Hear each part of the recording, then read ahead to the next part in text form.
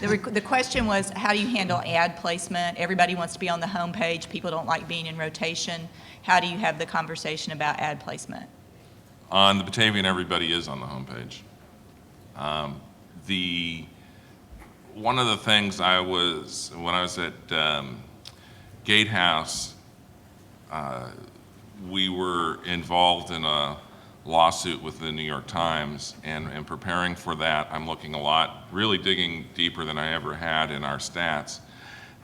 And I had 100 newspapers to look at.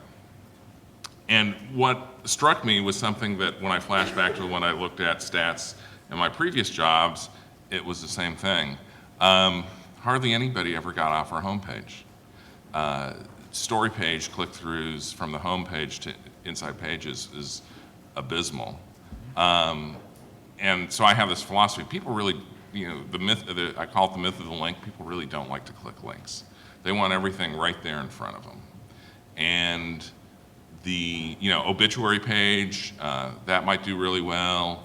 That always is like the number 2 section of the site, obits. Sports opinion can sometimes do well. So but these are still none of these sections even get 10% of the page views. Everything's on the homepage. And I know for some bigger metros and stuff that the stats are different, but in these small local town sites, it's homepage, homepage, homepage. So when designing the Batavian, I'm like, we need to just put everything on the homepage. All our stories on the homepage, all our ads are on the homepage. Now that creates some technical challenges, that creates some issues with people really don't like having their ad at the bottom part of the page. So I have to rotate the ads, not so every page view somebody different at the homepage except for our premium positions, which I sell for our market, at pretty good rates. We have some anchored positions right at the top of the page. So that's basically our ad model.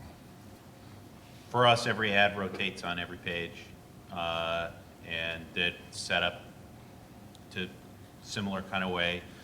In terms of page click-throughs from the front page, we have some of that. We don't put everything on the front page. You got to click through to look at the ad. Interesting thing is when we installed nRelate, which is like a link within, which shows, you might be interested in this article. Our click-through, our page view stats went like this. It was this logarithmic climb, and then suddenly, boom, right back down again. So it was almost as if there was this month-and-a-half period where all of our regular readers are like, ooh, wow, I never saw that. And they kept looking at articles, and then they're like, oh, I saw all that, forget it. So, they're not interested anymore. Yeah, actually, we do a lot of weird stuff, and I wouldn't necessarily recommend all of it, but let me tell you 3 basic strategies that we do. One is we rotate people's ads through all the pages. We could just do that, right?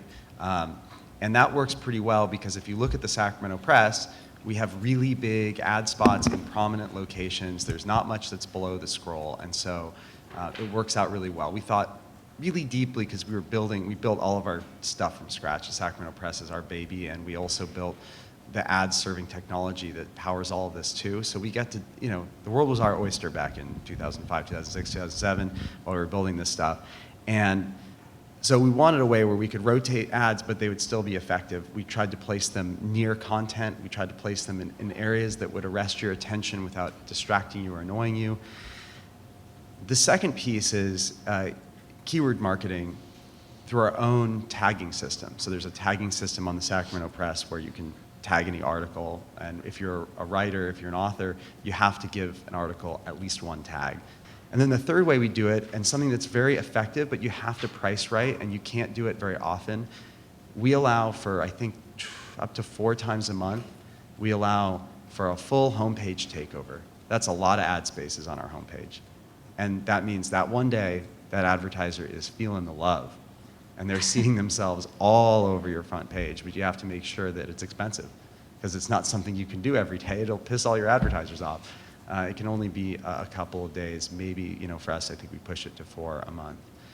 But You can do takeovers of individual articles and things like that. One other thing I want to push back on a little bit, and this is just our experience, we actually have people who spend a lot of time reading our articles on the article pages and then engaging in conversation on the article pages. So our homepage is really important because that's where people think that everyone goes. But in reality, if you look at time spent, everyone's spending all their time engaging with each other on the articles and around the content we're creating. So I would say if you do some analysis of time spent, you might actually find that there's great value for your advertisers in these deep pages. And along those lines, Jeff, who's here right now, who's my business partner, he's also the VP of product for us. And he's developing a new product, and it's specifically in order to kind of put those inside pages where people are spending a lot of time, and it's a limited number of people, but they're having important conversations. How can we give the advertiser as much value in those spots as we possibly can, and how can we make them a part of our community that's actually engaging with that content along with our commenters, raters, taggers, and flaggers. So, but it's a really long answer to what seems like a really simple question. But it's actually really complex when you break it down and you're really trying to do these things right by your partners, is how to give them the value and at the same time show them the value up front, like they would see in, say, a magazine ad where they can just turn to page 42 and there it is. So they have to see it and feel it, but you also have to make sure that people are actually seeing it in the community and it's the right people and they might want to click on it and they might be interested in buying this service from the advertiser. So it's actually quite complex to balance the two because they don't always match right up. We deal with a lot of ad agencies because we run the Sacramento local online ad network, and so I think on the regional level this is very important. On the local level, I would almost just say don't deal with ad agencies. There's lots of problems dealing with ad agencies. For example, many of you, if you don't work with ad agencies, you may not know that one of the 3 pillars of revenue for ad agencies is to hold their clients' money for as long as possible without paying the media. And at this point, because the media is so desperate, you've got TV stations that are allowing them to get away with 120 days, 180 days out from their billing cycle. That's insane. And it's really bad for us because we got bills to pay. I mean, this is not something we can just put on our credit cards. It costs us real money. That money's sitting in their bank accounts, and it's actually accruing interest. And that's a big piece of how large ad agencies make money. So for a lot of locals and hyperlocals, dealing with ad agencies may not be the best thing to do. For an ad network, dealing with ad agencies is a necessity because they do control a lot of the money in your region. We're talking about hospitals, sometimes car dealerships, certainly public service announcements and things like that because we're in the state capital, so we get to see some of those types of things. The key for us to deal with ad agencies is actually similar to how we approach particular advertisers. We build personal relationships with them. It takes longer. You might have to buy dinner. But ultimately, you want to be a trusted friend and partner with the ad agency. The main difference is ad agencies are essentially accountants. It's easy to think of them like in Mad Men, where it's all about creative.